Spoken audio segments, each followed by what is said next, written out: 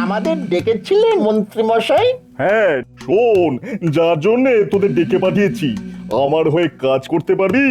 আগে ভালো কাজ বললে করতে হয়তো একটু থমকে যাব, কিন্তু গরিব কাজ বললে তুড়ি মেরে করে দিতে পারি। মনে হচ্ছে এদের দিয়েই হবে।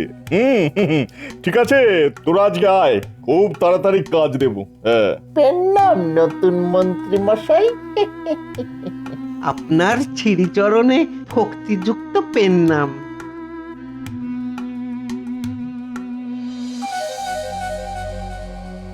মহারাজ, যেন দেখছি বড় চিন্তিত।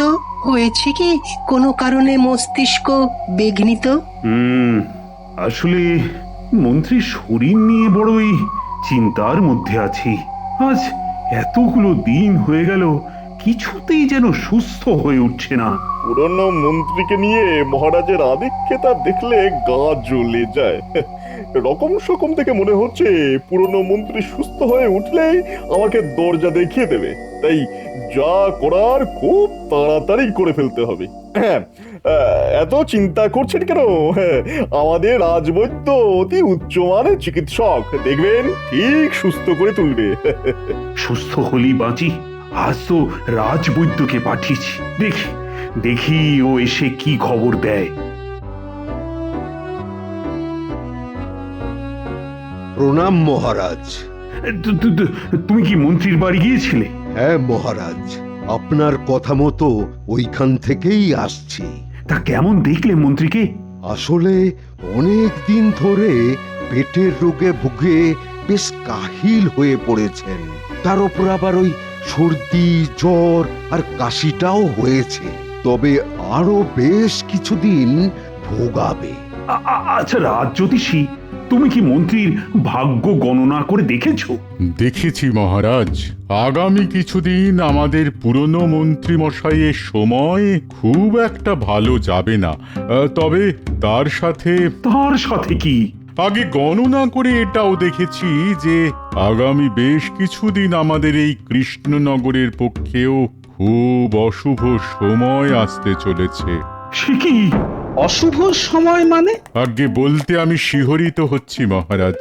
শনি আর কেতু যেভাবে কৃষ্ণনগরের ওপর বক্রী দৃষ্টি দিয়েছে, তাতে এ রাজ্যে ভয়ঙ্কর একটা মড়ক হলেও হতে পারে। সর্বনাশ! মড়ক? হ্যাঁ মহারাজ, শ্লেষাপিত্তজনিত কোনো মড়ক। তাহলে তো আমাদের খুব সাবধানে থাকতে হবে।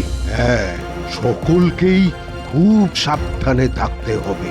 কারণ কারণ আমি যা বুঝলাম তাতে মন্ত্রী মশাইয়ের সর্দি জ্বরটা কিন্তু কোনো সাধারণ সর্দি জ্বর নয়। মনে হচ্ছে কোনো জীবাণু সংক্রমণ ঘটেছে ওই মন্ত্রী মশাইয়ের ফুসফুসে। তাহলে তো খুবই চিন্তার কথা। তবে মহারাজ, সময় থাকতে থাকতে আমরা যদি সাবধান হতে পারি, তাহলে মনে হয় এই জীবাণু সংক্রমণের হাত থেকে আমরা এই কৃষ্ণনগরকে বাঁচাতে পারব। কি গো বিজ্ঞানী, তুমি কি বলো? আমি আজ থেকেই এই জীবাণু নিয়ে পরীক্ষা শুরু করে দিচ্ছি। এমন ভাবে কথা বলছে যেন একটা সবজান্তা ভরদ্বাজ। আচ্ছা বিজ্ঞানী, আপনি যে জীবাণু নিয়ে পরীক্ষা শুরু করবেন বললেন, তাই জীবাণুটা পাবেন কি করে? আজই আমি মন্ত্রী মশাইয়ের বাড়ি গিয়ে ওর মুখে লালারস নিয়ে আসবো। তারপর অনুবীক্ষণ যন্ত্র দিয়ে দেখলেই বোঝা যাবে ওই লালারসে কোনো জীবাণু আছে কিনা, আর থাকলেও সেই জীবাণু কতটা মারাত্মক।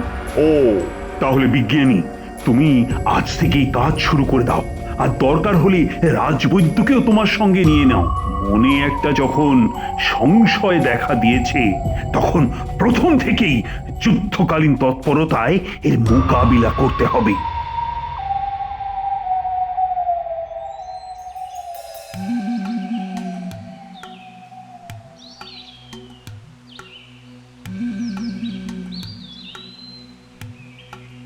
এই যে গোপাল দাদু, আমি তোমার বাড়ি যাচ্ছিলাম। কেন রে, আমার বাড়িতে আবার কি দরকার পড়লো? দেখো না, আজ সকাল থেকে পুটির খুব জ্বর, সেই সাথে সর্দি আর কাশি। তাই নাকি? চল তো দেখি।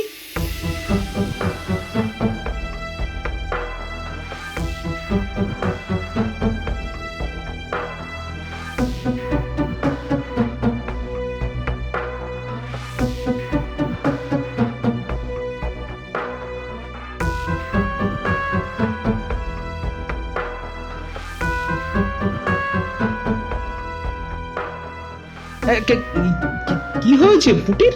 দেখো না গোপাল দাদা, ভোর রাত থেকে মেয়েটার ধুম জ্বর, সেই সঙ্গে খুব কাশি। কাশতে কাশতে মেয়েটা একেবারে কাহিল হয়ে পড়েছে। দেখি দেখি, এ বাবা, এতে জ্বরে গা একেবারে পুড়ে যাচ্ছে। দাঁড়াও দাঁড়াও দাঁড়াও, আমি এক্ষুনি রাজবৈদ্যকে ডেকে আনছি।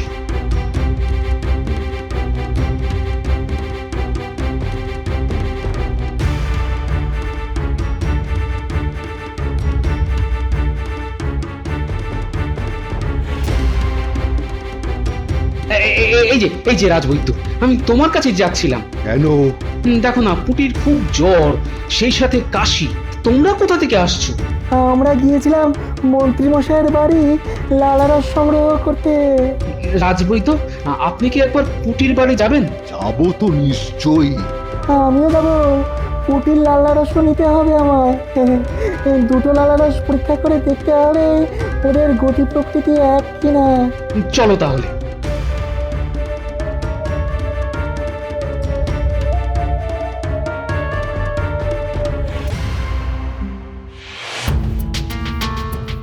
মহারাজ, আমার 4 জন সৈন্যের কাল থেকে সর্দি, কাশি আর জ্বর শুরু হয়েছে মহারাজ। সে কি? এ নিয়ে একদিনের মধ্যে 6 জনের ওই সর্দি, কাশি আর জ্বর হলো। মহারাজ, মহারাজ, এটা একেবারেই ভালো লক্ষণ নয়। আমার গণনা মিলে যাচ্ছে দেখছি। তাহলে কি করা যাবে রাজবৈদ্য? আমি এক্ষুনি ওই সেনাদের বাড়ি যাব। প্রত্যেককে ওষুধ দিতে হবে।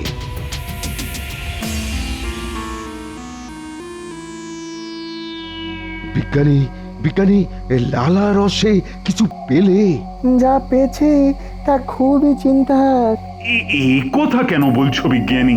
মহারাজ, লালারস পরীক্ষা করে দেখেছি যে মন্ত্রীমশাই আর পুটির শরীরে একই জীবাণু সংক্রমণ ঘটেছে। হ্যাঁ, জীবাণু সংক্রমণ? হ্যাঁ মহারাজ, প্রথমে ভেবেছিলাম হয়তো জল থেকে এই জীবাণু সংক্রমণ হয়েছে, কিন্তু কৃষ্ণনগরের পানীয় জল পরীক্ষা করে কোনো জীবাণুর হদিশ পাইনি। তাহলে এই জীবাণু সংক্রমণটা হলো কি করে? আমার মনে হয় এটা সম্পূর্ণ একটা অজানা জীবাণু, আর এটা এসেছে মানুষ থেকে মানুষের শরীরে। মানুষ থেকে মানুষের শরীরে? হ্যাঁ মহারাজ, ধরুন ক নামের একজন সংক্রমিত হলো, খ এলো কয়ের সংস্পর্শে, ক থেকে ক্ষয়ে জীবাণু ছড়িয়ে পড়লো। এইভাবে মানুষ থেকে মানুষে এই রোগ ছড়িয়ে পড়ার সম্ভাবনা প্রচুর। ওহ, এ তো খুবই বিপদের কথা শোনালে। তা এর প্রতিকার কি? সাধারণ সর্দি জ্বরের ওষুধ ছাড়া তো আমাদের কাছে আর কিছুই নেই। হ্যাঁ, তেমন কোনো ওষুধ নেই বলছো? আবার মানুষ থেকে মানুষে যদি এই রোগ ছড়িয়ে পড়তে থাকে, তাহলে তো কদিনের মধ্যেই মহামারী শুরু হয়ে যাবে। হ্যাঁ দেখুন মহারাজ, এই রোগকে ছড়িয়ে পড়া থেকে আটকানোর একটা উপায়ের কথা আমি ভেবেছি। কি ভেবেছো? আজ থেকে মানুষে মানুষে মেলামেশা একবারে বন্ধ করে দিতে হবে। মানুষে মানুষে মেলামেশা বন্ধ করে দিতে হবে? এই কথাটার মানেটা ঠিক বুঝলাম না। বিজ্ঞানী বলতে চাইছে মনের দূরত্ব না হলেও মানুষে মানুষে সামাজিক দূরত্ব, মানে ওই মেলামেশা একেবারে বন্ধ। কিন্তু আমরা বললেই কি আর সকলে মেলামেশা বন্ধ করে দেবে? হয়তো বন্ধ করতে চাইবে না, তাই আইন করে কাল থেকেই কৃষ্ণনগরের সকলকে ঘর বন্দি করে ফেলতে হবে। এতে তো প্রজা অসন্তোষ হতে পারি। সকলকে ভালো করে বোঝাতে পারলে আমার মনে হয় এসব কিচ্ছু হবে না। রোগের ভয়াবহতা বুঝতে পারলে মানুষই আর ঘর থেকে বেরোতে চাইবে না। কটা দিন এই নিয়ম চালু করতে পারলেই দেখবেন ঠিক সুফল পাওয়া যাবে। একেবারে ঠিক কথা, এতে রোগ আর ছড়িয়ে পড়তে পারবে না। আর ওই অজানা জীবাণু ঠিক জব্দ হয়ে পালিয়ে যাবে। তাহলে আজই ঢেঁড়া পিটিয়ে ঘোষণা করে দাও যে কাল থেকেই এ রাজ্যে সকলে যেন ঘরের মধ্যে থাকে, আর সেই সঙ্গে সকলে যেন মুখে কাপড় কিংবা গামছা জড়িয়ে রাখে। একেবারে ঠিক, এই কারণ এই রোগ নিঃশ্বাস আর থুতু দিয়েও ছড়ায়, আর নিঃশ্বাসের সঙ্গে অন্যের দেহে প্রবেশ করে।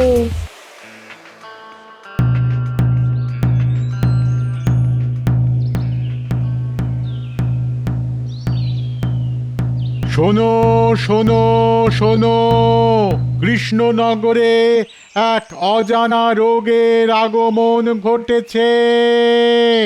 তাই মহারাজের নির্দেশ মতো এই রোগের হাত থেকে বাঁচতে কেউ বিনা প্রয়োজনে ঘর থেকে বের হবে না, আর সকলে নাক মুখ কাপড় কিংবা গামছা দিয়ে ঢেকে রাখবে। বিনা প্রয়োজনে কাউকে ঘরের বাইরে বের হতে দেখলে তাকে শাস্তি দেওয়া হবে। শোনো শোনো শোনো। ও বাবা, কাল থেকে তাহলে ঘর বন্দি হয়ে থাকতে হবে? দরকার হলে থাকতে হবে। অজানা রোগের হাতে মরার থেকে কয়েকটা দিন ঘরবন্দি হয়ে থাকা অনেক ভালো। কই গো গিন্নি, কোথায় গেলে? বলি কোথায় আর যাবো, মহারাজের আদেশে তো ঘর থেকে বেরোনো বারণ। তা তুমি কি পুঁটির বাড়ি গিয়েছিলে? হ্যাঁ? আরে ওখান থেকেই তো আসছি। কেমন আছে পুঁটি? আজ অনেকটা ভালো বুঝলে, তবে আমাদের আরো কয়েকজন সৈন্য আজ জ্বরে পড়েছে। সে কি গো? হ্যাঁ হ্যাঁ গো, আসলে খোঁজ নিয়ে জেনেছি ওরা নিজেদের মধ্যে মেলামেশা এখনো বন্ধ করেনি। তাহলে কি হবে? কি আবার হবে, নিয়ম না মানলে জোর করে নিয়ম মানাতে হবে। মহারাজের সঙ্গে আলোচনা করে সেই ব্যবস্থাটাই করে এলাম বুঝলে। তুমি যদি সব করবে, তা আমাদের নতুন মন্ত্রী মশাই আছেন কি করতে? হ্যাঁ, দুধ তোর। আর বলো না, সে বেটা তো নিজেই ঘর বন্ধ করে বসে আছে। যাকে যাক কিছু খেতে দাও দেখি, খুব খিদে পেয়েছে। শোন, যার জন্য তোদের ডেকেছি, এই রাতের বেলা কেউ বেরোচ্ছে না তো? আগে না, রাতের বেলায় সারা কৃষ্ণনগর একেবারে শুনশান। বাহ বাহ, ও ভালো কথা। এবার শোন, কি করতে হবে তোদের সেটা শোন।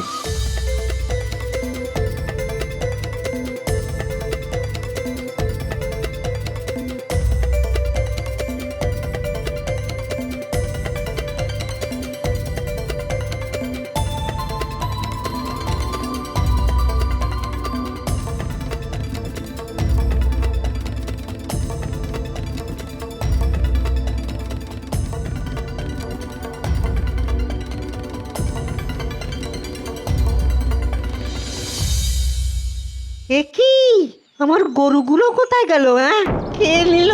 হায় হায় হায় হায় হায় হায় হায় হায় হায় রে, আমার গরু কি তাহলে ওই চুরি হয়ে গেল?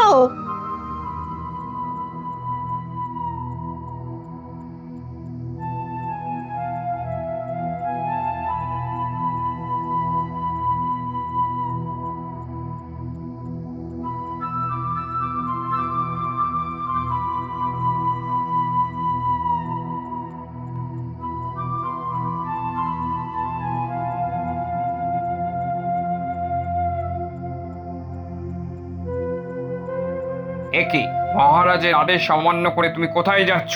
আর আদেশ? আমার গোয়ালের সব গরু চুরি হয়ে গেছে, আর ইনি এসেছেন আমায় আদেশের কথা শোনাতে। শোনো, আমি এখন ওই গরু খুঁজতে চলেছি, বুঝেছো? একে ওই ঘরবন্দির জ্বালায় দোকানদারি লাটে উঠেছে, এরপর গরু চলে গেলে আমি যে একবারে পথে বসবো। কি হে ভোলা, মুখে কাপড় না বেঁধে রাস্তার মাঝে দাঁড়িয়ে চেঁচামেচি করছো কেন? চেঁচামেচি করছে কি আর সাধে? সাধে?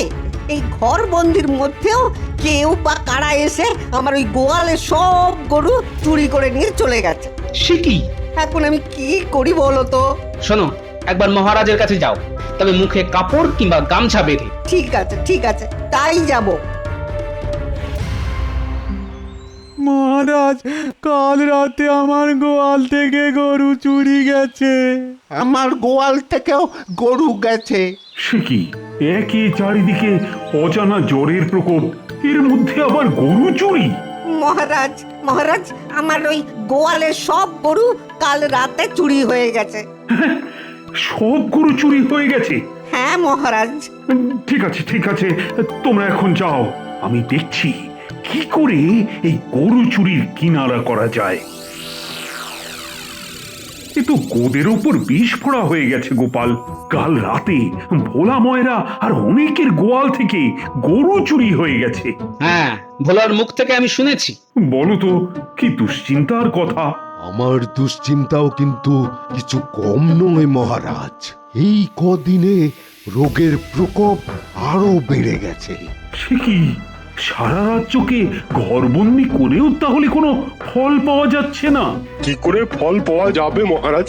আপনার আদেশ না মেনে কিছু লোক তো অনাবশ্যক বাড়ি থেকে বেরিয়ে পড়ছে।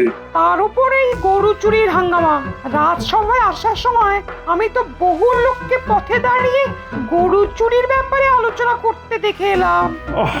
কি করা যায় বলো তো গোপাল? আমাদের সামনে এখন দুটো কাজ মহারাজ।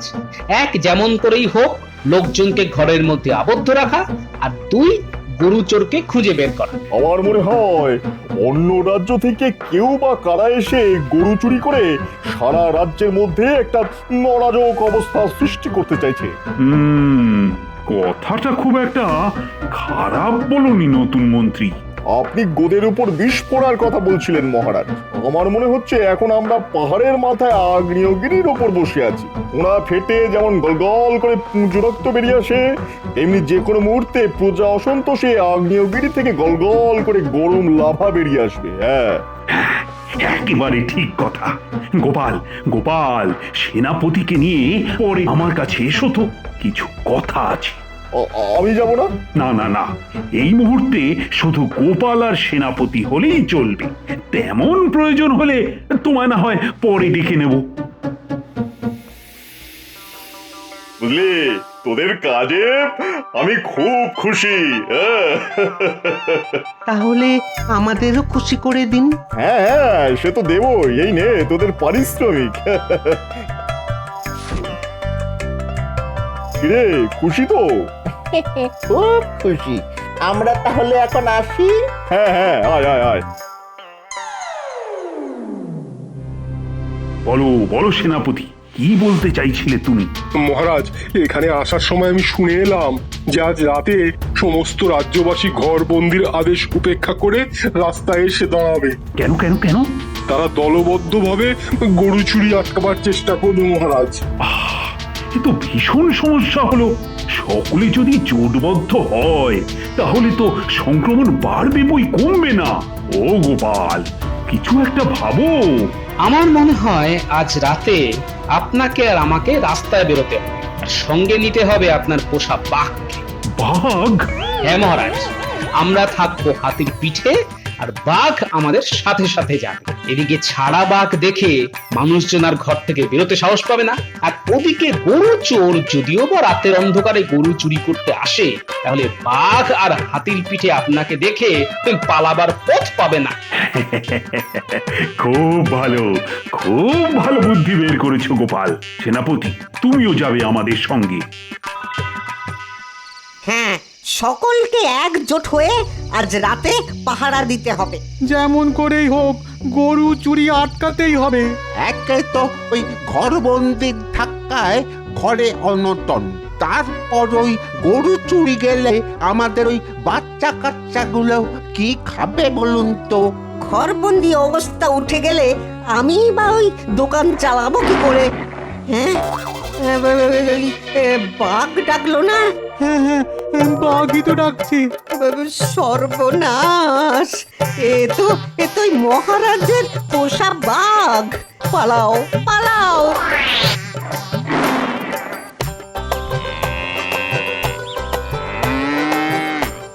আরে, অনেকগুলো গরু একসাথে ডেকে উঠলো না? তাই তো।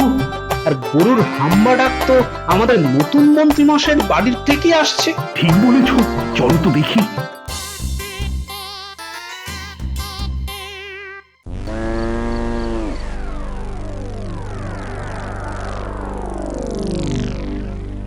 কি, এখানে এতগুলো গরু কেন?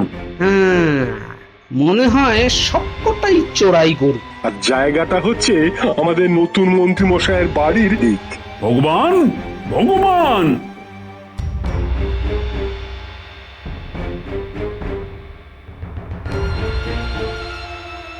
এ কি মহারাজ, আপনি এত রাতে? গরুগুলো কার? মহারাজ এখানে চলে এলো কি করে? তাই তো কাঠগড়ু, তাহলে মনে হয় রাতের অন্ধকারে কেউ রেখে গেছে। হ্যাঁ, রেখে গেলে গরুগুলো তো খোলা মাঠের মধ্যেই থাকতো, কিন্তু এদের মাথায় তো রীতিমতো হোগলার ছাউনি দেওয়া, মানে পুরোপুরি গোয়াল। তা এত বড় গোয়ালটা কে বানালো নতুন মন্ত্রী মশাই? সে আমি কি করে বলবো? একেবারে মিথ্যে কথা বলবে না। বলছি মহারাজ, বলছি আসলে আমার খুব দুধ খাওয়ার শখ, তাই বটা ঘটাকে দিয়ে চোর! গরু চোর! জানো জানো এই অপকর্মের শাস্তি কি? এনাকে একটা নতুন শাস্তি দেওয়া হোক। জ্যান্ত বাঘের মুখে তোমাকে ছেড়ে দেওয়া হবে। ও মহারাজ, আপনি আমাকে মারুন ধরুন যা ইচ্ছে করুন, কিন্তু দয়া করে এটা করবেন না, তাহলে যে আমি মরে যাবো গো।